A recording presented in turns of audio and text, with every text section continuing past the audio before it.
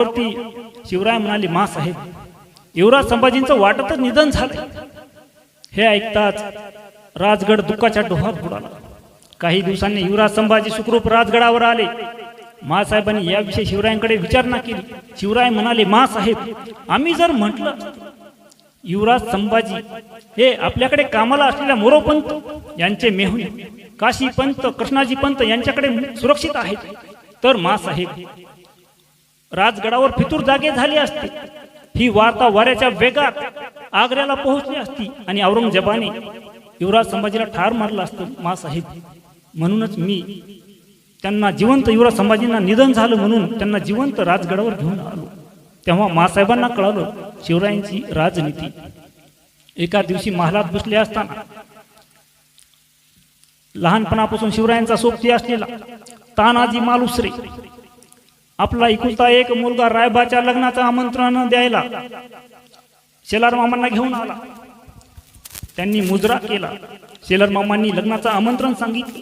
राजे म्हणाले, तान्हाजी, तुम्ही तुमच्या रायबाचं लग्न उरकून घ्या, आम्ही जातीने कोंढाण्याच्या स्वारीवर जात आहोत.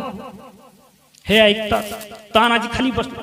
नाही राजे, हा तानाजी जिवंत असताना जीव घेण्याच्या कोंढाण्याच्या लढाईवर मी तुम्हाला जाऊ देणार नाही.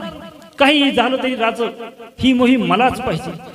आधी लग्न कोंढाण्याचं, मग रायबाचं, असं तानाजी म्हणाला.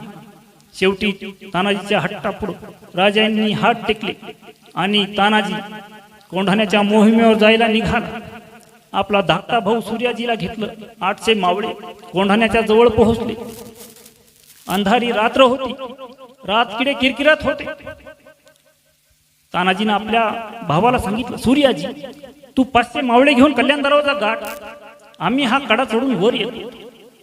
तानाजीचे 5-6 मावळे पुढे झाले. दगड कपारेत हात घालून तो कडा चढले. दोर दाढाला बांधला आणि खाली सोडला. तानाजी आणि राहिलेले सैन्य त्या गडावर पोहोचलं. पण ही हालचाल ऐकून शत्रू सावध झाला आणि हर हर महादेव आणि एल्गारची आरोळी गुंजली. लढाईला घनघोर सुरुवात झाली. उदयभान आणि तानाजी एकमेकासमोर आले. तलवारी आणि ढाली खणानू लागल्या. पण त्या दरम्यान तानाजीची ढाल तुटली.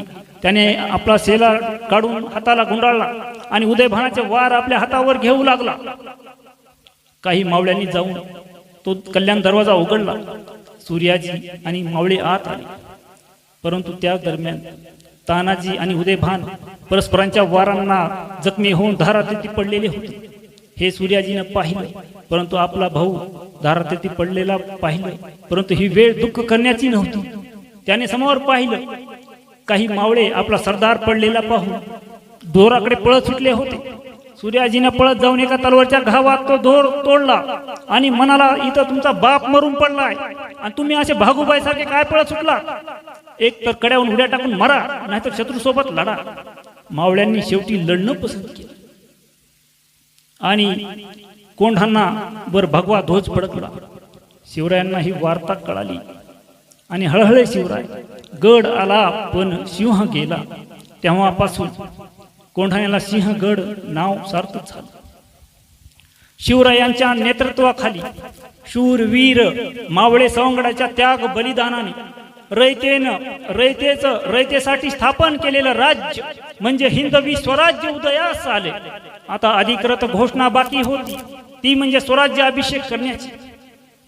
शिवरायांनी स्वराज्य अभिषेक करण्याचा निर्णय घेतला. यासाठी महाराष्ट्रात तसेच शेजारील राज्यात आमंत्रणे गेली. या कार्यक्रमाचे पौरोहित्य करण्यासाठी मूळचे पैठणचे असलेले गागा भट्ट, ज्यांना काशी क्षेत्रात मोठं मानाचं स्थान, त्यांना बोलावण्यात आलं. सप्तगंगेचं जल, महासागराचं जल आणण्यात आलं. गंगा, यमुना, सिंधू, गोदावरी, नर्मदा, कृष्णा, कावेरी यांचं जल आणण्यात आलं. 32 मन सोन्याचं सिंहासन, चौरंग, छत्रचामर आणि 100 छिद्रे असलेली घागर तयार करून घेण्यात आली. याचे साक्षीदार होण्यासाठी त्या काळात 1674 रायगडावर 50,000 लोक जमले. गागा भट्टांनी शिवरायांना चौरंगावरती बसवलं. त्या सप्तगंगेचं जल त्या घागरीमध्ये टाकण्यात आलं. ती घागर त्यांच्या डोईवरती धरण्यात आली. जणू शिवरायांना जलाभिषेकच घातला.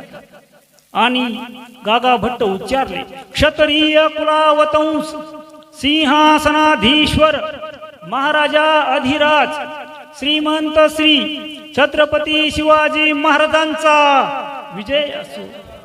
आणि रायगड खानाला स्वराज्याभिषेक पूर्ण झाल्यावर शिवरायांनी महासाहेबांचा आशीर्वाद घेतला. सोबत युवराज संभाजी आणि महाराणी सोयराबाई होत्या. सोबत अष्टप्रधान मंडळी होते. महाराष्ट्रातील मंत्रिमंडळाचा जनक शिवरायांना म्हटलं तरी वावगं ठरणार नाही. याच दरम्यान शिवरायांनी शकाची निर्मिती केली आणि शिवराय शककर्ते झाले. याच राजानं ओळखलं होतं महाराष्ट्राला धोका हा जमिनीवरून नाही, समुद्रावरून आहे. त्यासाठी जहाज बांधणीचे कारखाने, आरमार दलाची स्थापना, तसेच नाविक दल उभारलं होतं. म्हणजे भारतीय आरमाराचा जनक म्हणून शिवरायांच्याच नावाचा उल्लेख होतो. ज्या जिजाऊ माँसाहेब ज्यांनी घडविल्या दिव्य क्रांती ज्योती, ज्या जिजाऊ माँसाहेब ज्यांनी घडविल्या दिव्य क्रांती ज्योती, ज्या जिजाऊ माँसाहेब ज्यांनी घडविले राजा शिवछत्रपती, राजा शिवछत्रपती. यानंतर राजांनी दक्षिण मोहीम हाती घेतली. दक्षिणेत जात असताना दक्षिण भारतामध्ये लोकांना कळालं अफजल खानाचा वध करणारा राजा येत आहे. औरंगजेबाच्या हातावर तुरी देऊन निसटणारा राजा येत आहे. या रयतेच्या सुखासाठी हिंदवी स्वराज्य निर्माण करणारा राजा दक्षिण भारतात येत आहे. हे कळाल्यावर लोक गावोगावी रस्त्याच्या दुतर्फा गर्दी करू लागले. महिला शिवरायांच्या अंबारीवरती पुष्पवृष्टी करू लागल्या. शिवरायांनी अबुल हुसन, गोळकोंड्याचा बादशाह अबुल हसन कुतुबशाह याची भेट घेतली. आदरातिथ्य स्वीकारलं.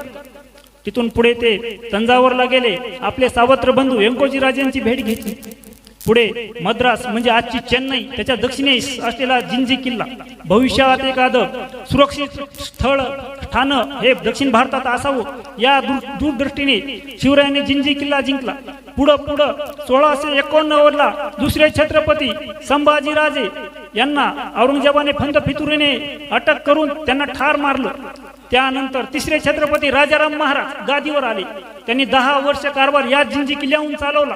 1700 सालामध्ये राजाराम महाराजांचं निधन झालं. पुढे त्यांचं मराठी सैन्याचं नेतृत्व महाराणी ताराबाई यांनी केलं. 7 लाखाची फौज घेऊन आलेला औरंगजेब, मराठ्यांना नष्ट करायला आलेला औरंगजेब, त्याने 1686 साली विजापूरची आदिलशाही संपवली. 1689 साली गोवळकोंड्याची कुतुबशाही संपवली आणि त्याने आता आपलं बेत महाराष्ट्रावर आखला, आपलं ध्येय महाराष्ट्र ठरवलं. परंतु राजारामांच्या पत्नी महाराणी ताराबाई यांनी जेवढा भूभाग औरंगजेबाने मराठ्यांचा जिंकलेला होता तेवढा फक्त 6 महिन्यात परत मिळवला. या ताराराणीविषयी औरंगजेबाने एका पत्रामध्ये लिहिलं होतं, ताराराणी सारख्या 100 महिला जर एकत्र आल्या तर मला आणि माझ्या साम्राज्याला नष्ट करतील. अशी आहे शूरवीर ताराराणी. कविवर्य देवदत्त यांनी ताराराणीचा उल्लेख केलाय. दिल्ली झाली दीनवाणी, दिल्लीशाचं गेलं पाणी, भद्रकाली ताराबाई रामराणी, भद्रकाली कोपली. अशी ही शूरवीर ताराराणी. हे शक्य झालं कशामुळे? हे शक्य झालं शिवरायांच्या दूरदृष्टीने जिंजी किल्ला जिंकल्यामुळे. त्यामुळे मराठे वाचले, राजा वाचला आणि मराठ्यांचा इतिहास हा वाचला. नाहीतर आज असलेला इतिहास आणि भूगोल हा वेगळा दिसला असता. याचं श्रेय शिवरायांना जातं, कारण त्यांच्या दूरदृष्टीला जातं, कारण त्यांनी तो दूरदृष्टीनेच हा किल्ला जिंकला होता, जिंजी किल्ला. त्यानंतर पुढे शिवरायांनी वेलोरचा किल्ला जिंकला. दक्षिण दिग्विजय घेऊन परत आल्यावर रायगडावरती शिवराय आजारी पडले. वैद्य आले, नाडी तपासली, विषम ज्वराचे निदान झाले. यातच 3 एप्रिल 1680 रयतेचा वाली, जाणता राजा, दिनांचा कैवारी अनंतात विलीन झाला. असा हा शूरवीर राजा 17व्या शतकात महाराष्ट्रात होऊन गेला. जो व्यसन, जुगार, अंधश्रद्धा मुक्त, स्त्रियांचा आदर करणारा राजा, महिलांचा तसेच इतर धर्मियांना घेऊन लढणारा आणि हिंदवी स्वराज्य स्थापन करणारा राजा महाराष्ट्रात होऊन गेला. या महापुरुषास कोटी कोटी प्रणाम करतो आणि थांबतो. जय हिंद, जय महाराष्ट्र. धन्यवाद.